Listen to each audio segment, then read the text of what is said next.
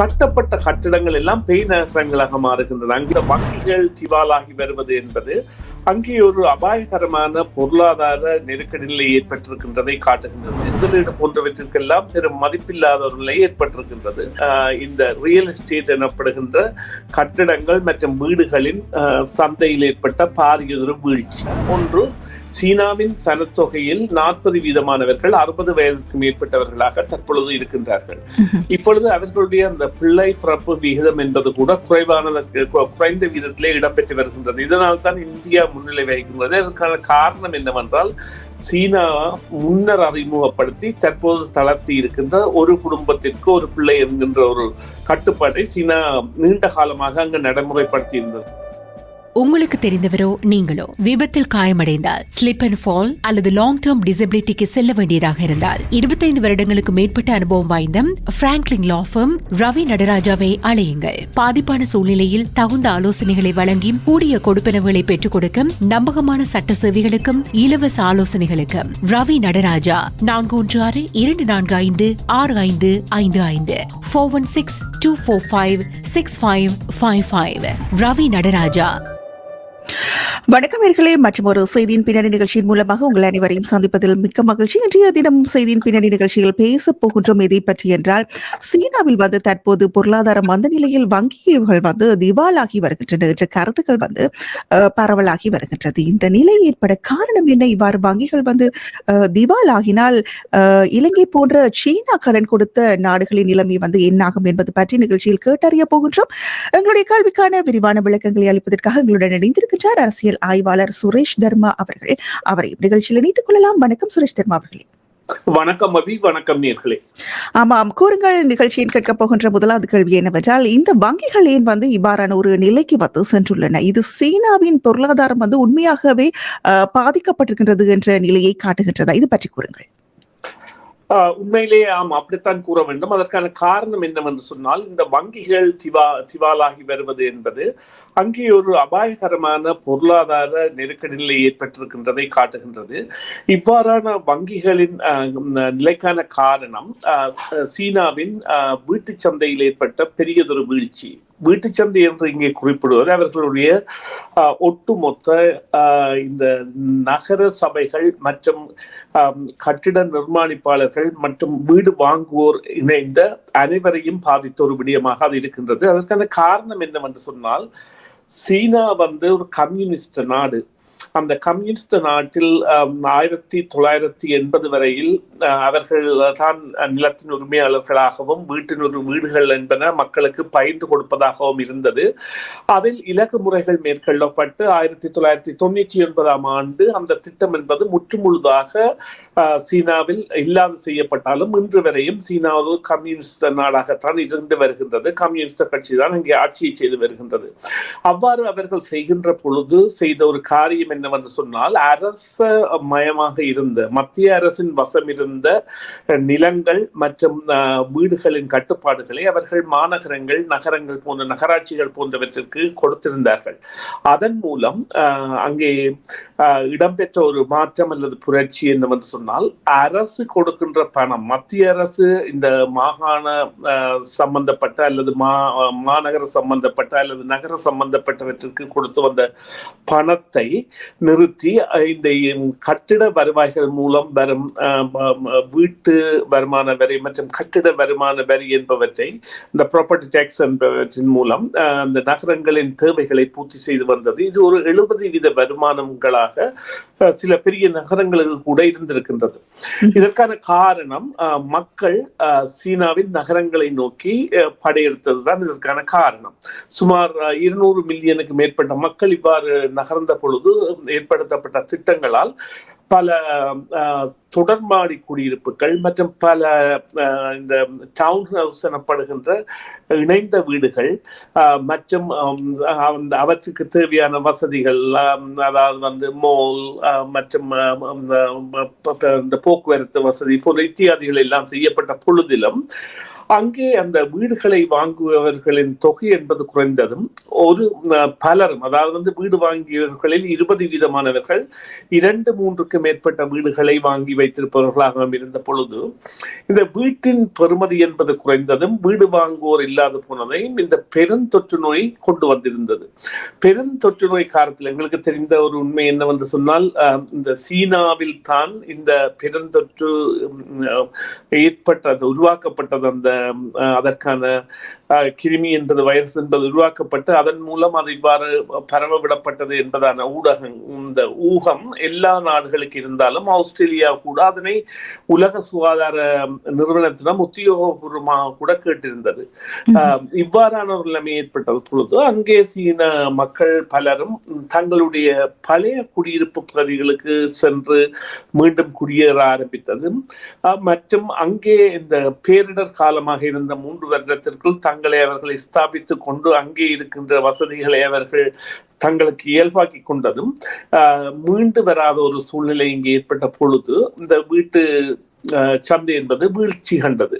இந்த வீழ்ச்சி கண்ட பொழுது பாதிக்கப்பட்ட தரப்பாக மாறியது வங்கியும் இந்த மாநகரங்களும் தான் பெரிதாக, முக்கியமாக வங்கிகள். ஏனென்றால் இந்த நகர சபைகளாக இருக்கட்டும், வீட்டைகள், அங்கே 2 பெரிய கம்பெனிகள் இருக்கின்றன. ஒன்றின் பெயர் கண்ட்ரி கார்டன், மற்றதின் பெயர் டி கிராண்ட் என்று நினைக்கின்றேன்.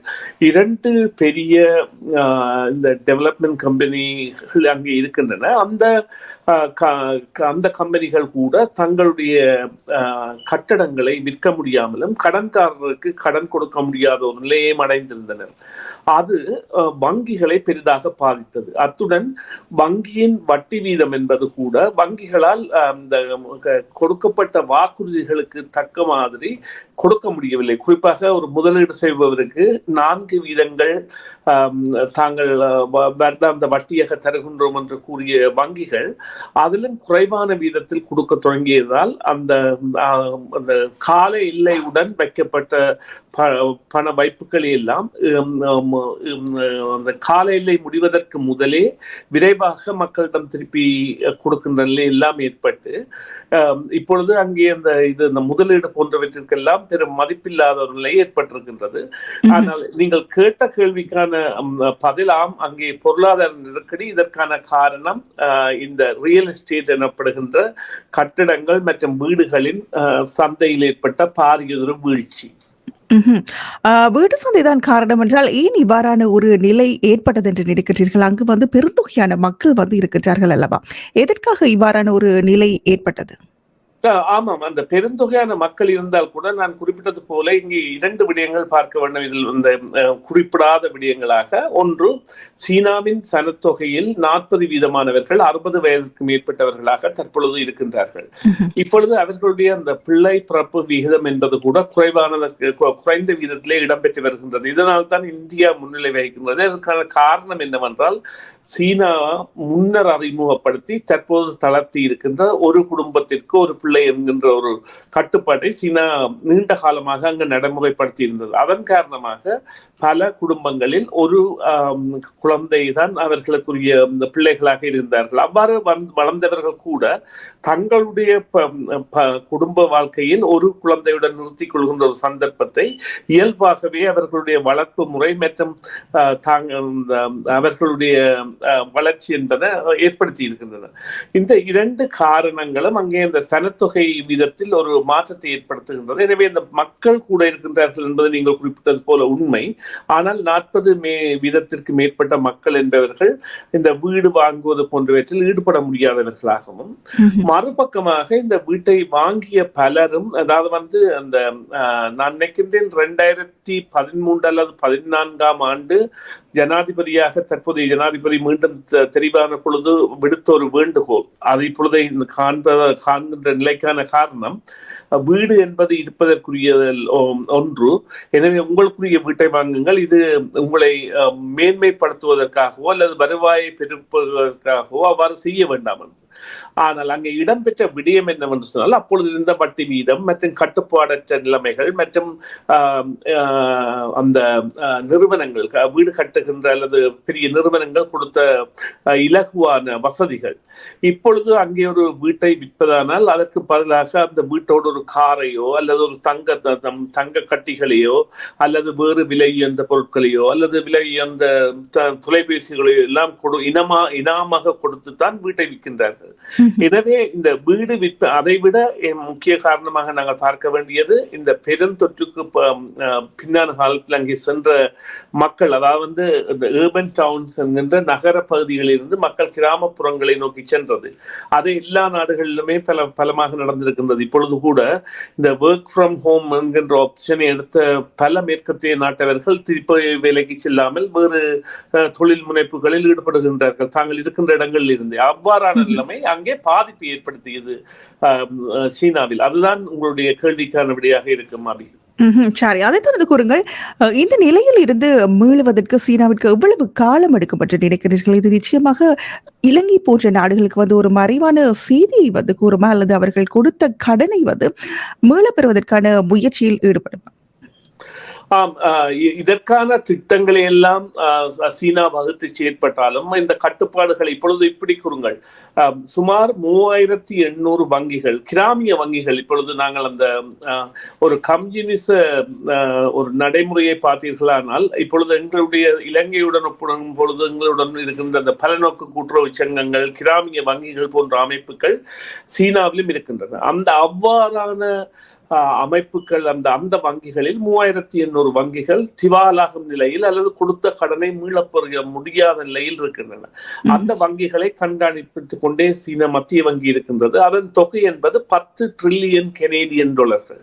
அதாவது 1 டிரில்லியன் என்பது 1000 பில்லியன் டாலர்கள். அப்பொழுது அது ஒரு பின்னாம்பெரிய தொகையான பணத்தை அவர்கள் இவ்வாறு கொடுத்திருக்கின்றார்கள். எனவே இவ்வாறான ஒரு பெரிய சரிவை ஏற்படுத்த விடாமல் மத்திய வங்கி இதற்கான வழிமுறைகளில் ஏதுக்களில் ஈடுபடும். ஆனால் பெரிய கடன் கொடுத்த இந்த வீடுகளை கட்டுவதற்கும் கட்டிடங்களை கட்டுவதற்குமான கடன்களை கொடுத்த பெரிய நிறுவனங்கள் எல்லாம் பலத்த சிக்கலை சந்திக்கும். என்றால் அந்த கடனை செலுத்த முடியாமல் இந்த கம்பெனிகள் திவாலாகும் பொழுது அவர்கள் கூட ஒரு திவாலாக நிலைக்கு செல்வார்கள்.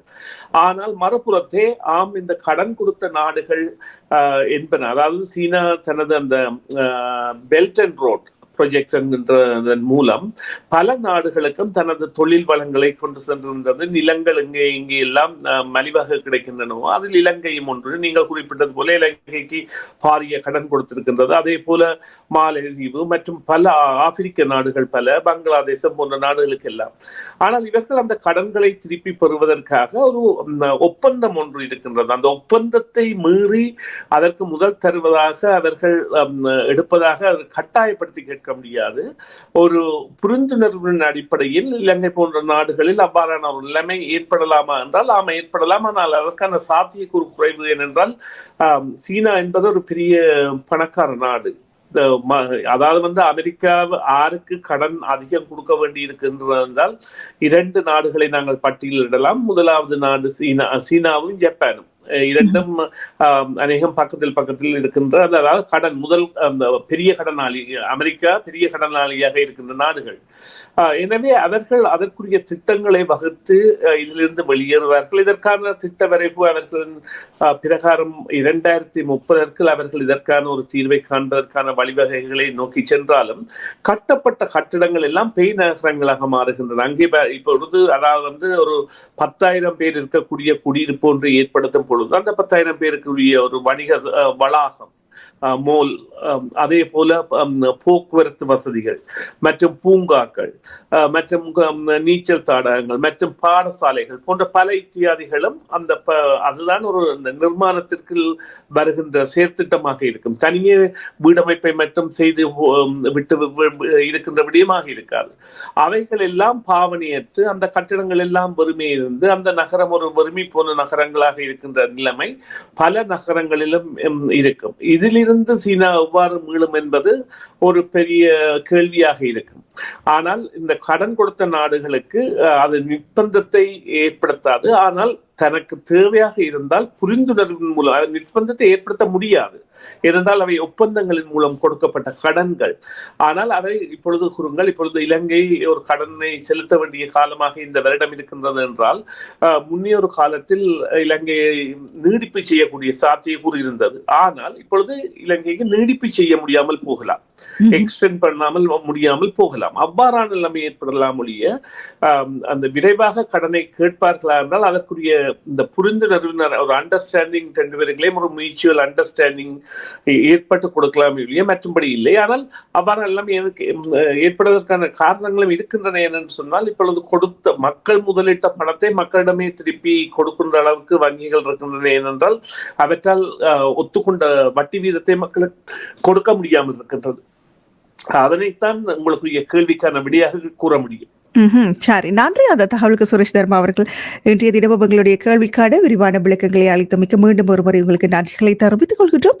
மற்றும் ஒரு நிகழ்ச்சியில் உங்களை சந்திக்கும் வரை நன்றி, வணக்கம். நன்றி அபி, நன்றி நேயர்களே, மீண்டும் ஒரு நிகழ்ச்சியில் சந்திப்போம். சிஎம்ஆர் யூடியூப் சேனலில் இணைந்திருக்கும் நேயர்கள் அனைவருக்கும் எமது நன்றி. காமெண்ட்ஸ் பகுதியில் உங்கள் கருத்துக்களை தெரிவிக்க தவறாதீர்கள். முக்கிய செய்திகள், காணொளி தொகுப்புகள், நேர்காணல் என பலதரப்பட்ட அம்சங்களையும் உங்களுக்காக தருகின்றது சிஎம்ஆர் யூடியூப் சேனல். சிஎம்ஆர் என்று சர்ச் செய்து எமது யூடியூப் சேனலை சப்ஸ்கிரைப் பண்ணுங்கள். உங்கள் உற்றார் உறவினர் நண்பர்களோடும் இந்த காணொளி தொகுப்புகளை பகிர்ந்து கொள்ளுங்கள். அருகில் இருக்கின்ற முக்கிய காணொளி தொகுப்புகளையும் தவறவிடாமல் பாருங்கள்.